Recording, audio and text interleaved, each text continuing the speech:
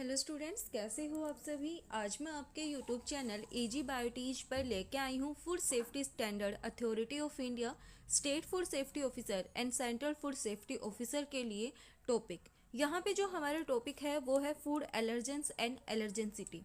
यहाँ पे हम देखेंगे जो एलर्जिक रिएक्शन है हमारी बॉडी के अंदर फूड के थ्रू कैसे होती है और उनसे कौन कौन सी डिजीज़ हमारे अंदर होती है और जो मेजर एलर्जेंस हैं वो कौन कौन से हैं, आज हम ये इस वीडियो के अंदर डिस्कस करेंगे।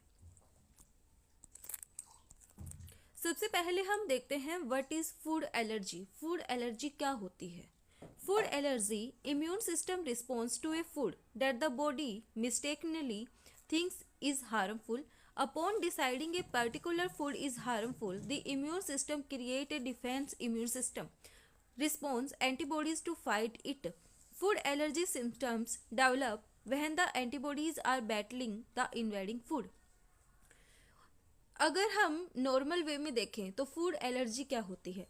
जब हम किसी फूड को क्या करते हैं, कंज्यूम करते हैं, जब हम किसी फूड को खाते हैं तो उसके अंदर कोई जैसे फॉरेन पार्टिकल प्रेजेंट होता है। कोई भी फॉरेन पार्टिकल जैसे डस्ट भी हो सकती है, वो किसी को किसी प्रोडक्ट से भी क्या हो सकती है, एलर्जी हो सकती है। जब हम क्या करते हैं, उस फूड का इंटेक करते हैं। जब हम फूड को इंटेक करते हैं तो क्या होता है, जब हम उसका एब्जॉर्प्शन करते हैं तो उससे जो हमारी बॉडी है वो क्या हो जाती है, एक्टिवेट हो जाती है। जब बॉडी एक्टिवेट होती है तो वो क्या करती है, हिस्टामिन को रिलीज करने लगती है। हिस्टामिन रिलीज करता है तो उसकी वजह से क्या होती है, हमारे एलर्जिक सिम्टम्स होने लगते हैं, जैसे कि इन्फ्लामेशन, हाइपर सेंसिटिविटी। ये क्या है, एलर्जी के सिम्टम्स हैं। उसके बाद क्या होता है, जो बॉडी है वो हार्मफुल इफेक्ट्स को शो करने लगती है। बहुत बार क्या होता है, जो एलर्जी है उसके थ्रू जो पर्सन है उसकी डेथ भी हो जाती है। तो क्या होता है, जब हम किसी फूड का इंटेक करते हैं तो उससे क्या होता है, जब उसके अंदर कोई फॉरेन पार्टिकल होता है तो जो हमारी बॉडी है वो क्या हो जाती है, एक्टिवेट हो जाती है। जब एक्टिवेट हो जाती है तो वो क्या करती है, उसके लिए डिफेंस इम्यून सिस्टम को क्या कर लेती है, वो एक्टिवेट कर लेती है और उसके लिए क्या बनाती है, एंटीबॉडीज बनाने लगती है। तो यहाँ पे जो एलर्जी के लिए जो एंटीबॉडी होती है हमारी, वो है आईजीई एंटीबॉडी। ये क्या करती है, यहाँ पे आईजीई एंटीबॉडी एलर्जी के लिए एंटीबॉडीज बनाती है, मतलब जो फॉरेन पार्टिकल आया है हमारी बॉडी के अंदर उसको किल करती है। तो यहाँ पे हमें यही बोला गया है, ये क्या है, food allergy is the immune system response to a food that the body mistakenly thinks is harmful. Immune system response करता है, response to a food that the body mistakenly thinks is harmful. Upon deciding a particular food is harmful, जब वो जो body है वो decide कर लेती है जो पर्टिकुलर फूड है वो क्या है, हार्मफुल है, तो वो क्या करती है, इम्यून सिस्टम को एक्टिवेट करती है। एक्टिवेट किस के लिए करती है, कि जो एंटीजन आया है, जो फूड एलर्जन आया है उसके खिलाफ तुम क्या करो, फाइट करो। Food allergy symptoms develop when the antibodies are battling the invading food. Food allergy के जो सिम्टम्स हैं वो कब डेवलप होते हैं, जब जो एंटीबॉडीज हैं वो क्या करती हैं, जो इन्वेडिंग फूड है, जो हमारा फूड एलर्जन है उसके साथ क्या करती हैं, फाइट करती है।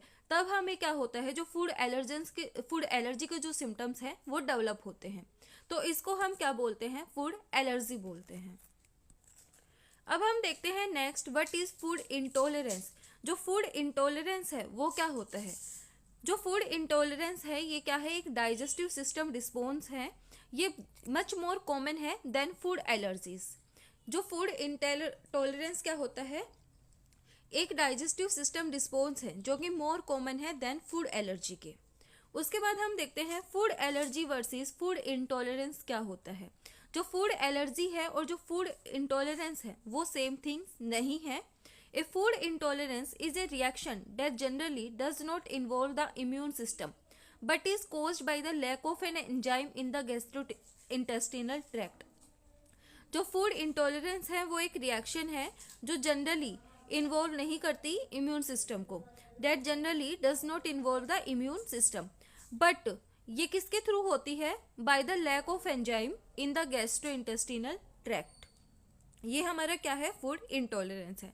एंड फूड एनर्जी को अभी हमने देखा फूड एलर्जी क्या होती है।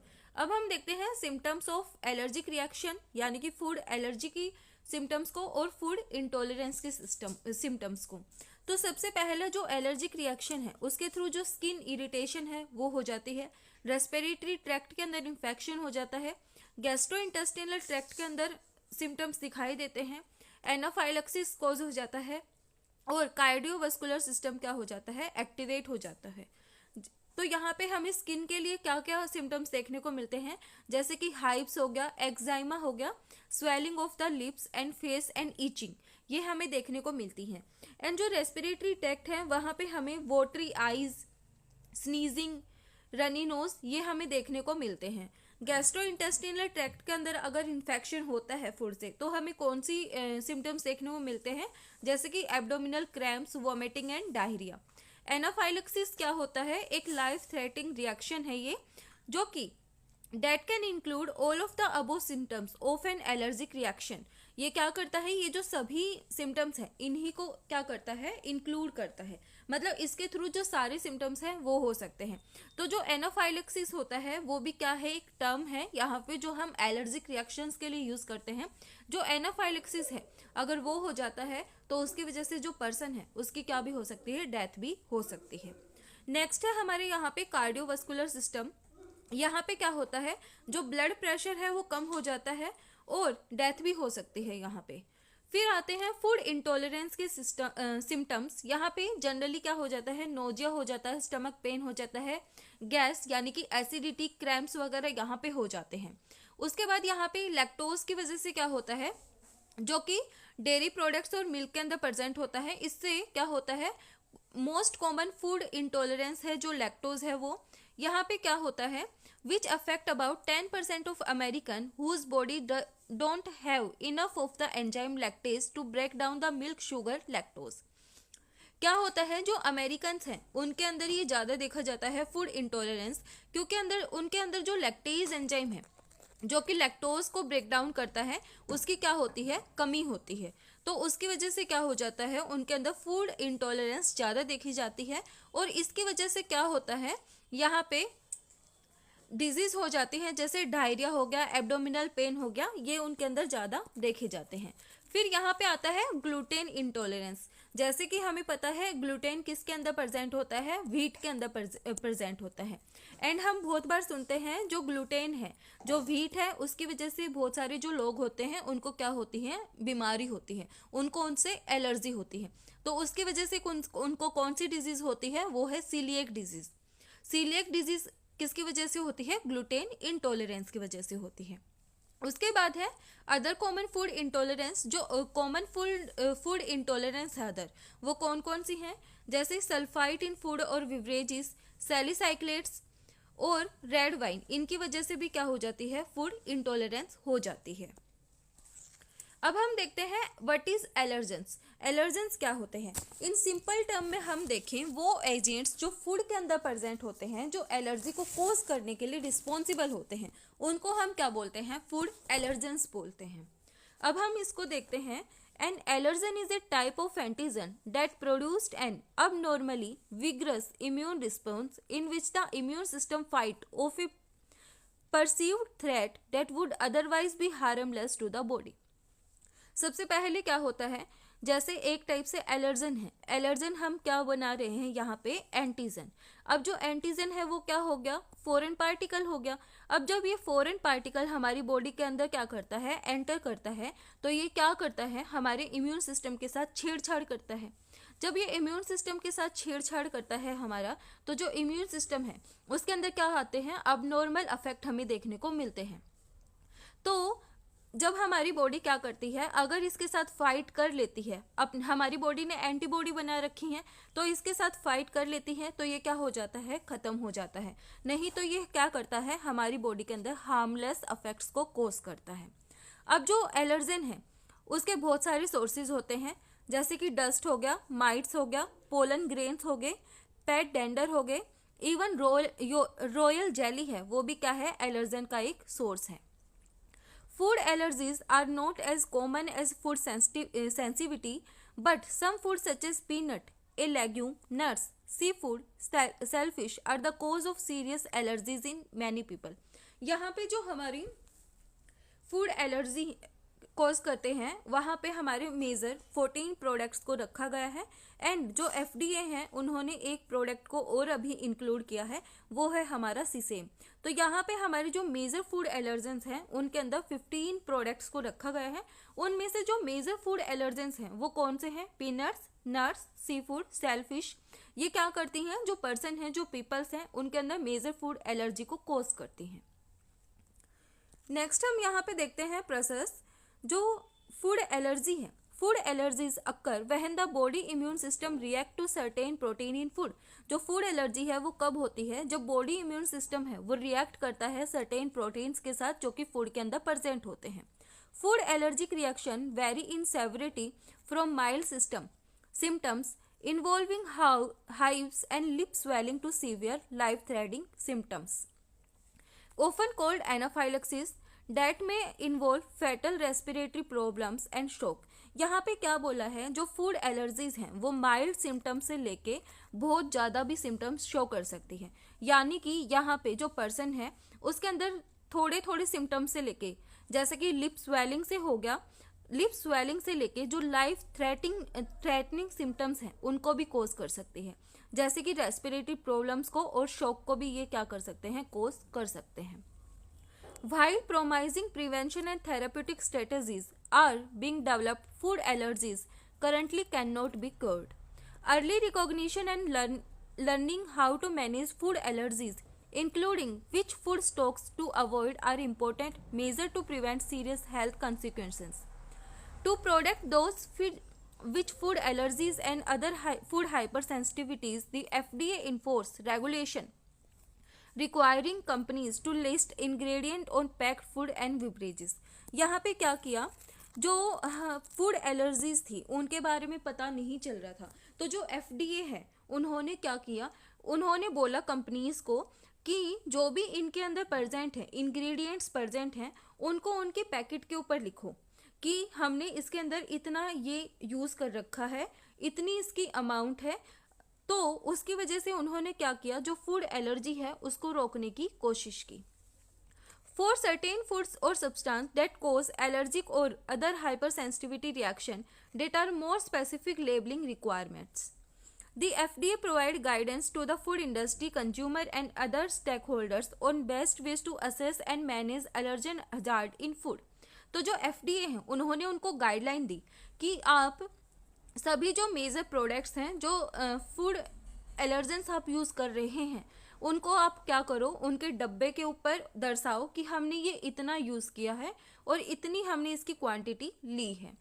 The FDA also conducts inspection and sampling to check that major food allergen and properly labeled on product and to determine whether food facilities implement control to prevent allergen cross contact the inadvertent introduction of a major food allergen into a product। उसके बाद क्या क्या? जो FDA है वो time पे inspection और sampling भी क्या करता है?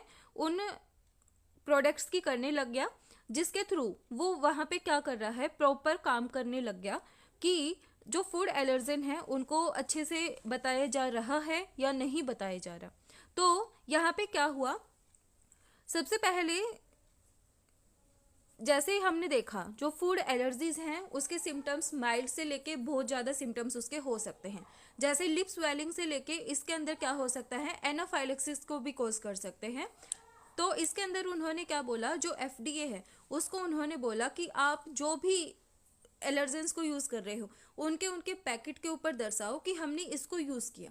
उसके बाद उन्होंने क्या किया? अपनी एक टीम बनाई और उन्होंने टाइम टू टाइम जो प्रोडक्ट्स हैं उनके इंस्पेक्शन को क्या किया? करना शुरू किया। तो उससे क्या हुआ? उसके अंदर कमी आई और जो एलर्जेंस हैं उनको कम किया गया। अब हम देखते हैं मेजर फूड एलर्जेंस। जो कांग्रेस है उन्होंने पास किया food allergen labelling and consumer protection act of 2004। This law identified 8 foods are major food allergens. इस लॉ ने क्या आइडेंटिफाई किया? 8 फूड हैं वो मेजर फूड एलर्जेंस है, जैसे कि मिल्क हो गया, एग हो गया, फिश हो गया, क्रस्टेशियन हो गया, shellfish, tree nuts, peanuts, wheat and soybeans. उसके बाद 23 अप्रैल 2021 को food allergen safety treatment education and research act आया, वह sign into law declaring sesame as the 9th major food allergen. इन्होंने क्या किया, सीसेम को क्या किया, 9th मेजर फूड एलर्जन को रिकॉग्नाइज किया। The change was effective on January 1, 2023। All FDA requirements applicable to major food allergens, including labeling and manufacturing required, apply to same as जनवरी 2023। तो 1 जनवरी 2023 को क्या माना गया, जो सीसेम है वो भी क्या करता है, फूड एलर्जी को कोज करता है। अब ये है हमारे यहाँ पे मेजर फूड एलर्जेंस, जैसे कि cereal containing gluten, wheat, rye, barley, oats, spelt और देयर हाइब्रिडाइज स्ट्रेन, इनको क्या दिया, सीरियल्स का नाम दिया। मिल्क और मिल्क प्रोडक्ट्स को मिल्क का, ground nuts, tree nuts and their products nut, soybean और देयर प्रोडक्ट्स को डिक्लेयर किया soy, egg and egg products को डिक्लेयर किया एज ए एग, और फिश और फिश प्रोडक्ट्स को किया as a fish, and crustacean and their products को किया क्रस्टेशियन। फिर जो सल्फाइड है उसकी कंसंट्रेशन हम 10 मिलीग्राम पर किलोग्राम के हिसाब से क्या कर सकते हैं, यूज कर सकते हैं बस, और इसको नाम दिया सल्फाइड। अब जो 14 मेजर एलर्जेंस हैं हमारे, वो कौन कौन से हैं, वो है nuts, peanuts, eggs, milk and dairy products, crustacean, molluscs, cereals contain gluten, celery, lupin, mustard, sesame seeds, soya and sulphur dioxide. These are major food allergens जो कि फूड एलर्जी को कोज करते हैं। अब यहाँ पे प्रिवेलेंस देखते हैं। जो प्रिवेलेंस है वो क्या होती है, अपीयर होती है शार्पली। तो यहाँ पे जो यंग चिल्ड्रन है उनके अंदर 5 to 7% फूड एलर्जी प्रिवेलेंस देखी जा सकती है, एंड जो अडोलसेंट एंड अडल्ट है उनके अंदर 2 to 3% यहाँ पे फूड एलर्जी प्रिवेलेंस देखी जा सकती है। अब यहाँ पे कॉमन फूड एलर्जीज क्या हैं, मोर देन 160 डिफरेंट फूड्स क्या करते हैं, एलर्जिक रिएक्शन को कोज करते हैं पीपल्स के अंदर। उनमें से जो 8 फूड हैं वो रिस्पॉन्सिबल हैं 90% ऑफ एलर्जिक रिएक्शंस के लिए। यहाँ पे है milk, egg, soy, peanuts, tree nuts, wheat, fish and shellfish. And adult के अंदर मोस्ट कॉमन एलर्जेंस हैं peanuts, shellfish, fish and tree nuts. और चिल्ड्रंस के अंदर मोस्ट कॉमन एलर्जेंस हैं peanuts, shellfish, soy, tree nuts, wheat and cow milk. अब allergic disease क्या होता है, जो एलर्जिक डिजीज हैं जैसे व्हीट है वो सीलियक डिजीज को कोज करता है, पीनट्स हैं वो पोरफोर्जिया को कोज करते हैं, और जो मिल्क है उसके अंदर कैशीन, प्रोटीन और लैक्टोज शुगर प्रेजेंट होता है जिसको चिल्ड्रंस क्या नहीं कर सकते, डाइजेस्ट नहीं कर सकते। तो जो इंडिया है उसके अंदर सबसे ज़्यादा एलर्जी है वो किसकी वजह से होती है, मिल्क की वजह से होती है। और जो वर्ल्ड के अंदर मैक्सिमम एलर्जी है वो कौन कोज करता है, वो पीनट कोज करता है। उसके बाद पोरफोर्जिया डिजीज के लिए हम यहाँ पे हाइपोक्सिया पाउडर एलर्जन को यूज करते हैं, और जो एलर्जी है उसके लिए जो मास्ट सेल हैं वो क्या होती हैं, रिस्पॉन्सिबल होती हैं। ये था हमारा आज का टॉपिक एलर्जन एंड एलर्जेंसिटी। वीडियो पसंद आए तो लाइक, शेयर एंड सब्सक्राइब जरूर करना। Thank you.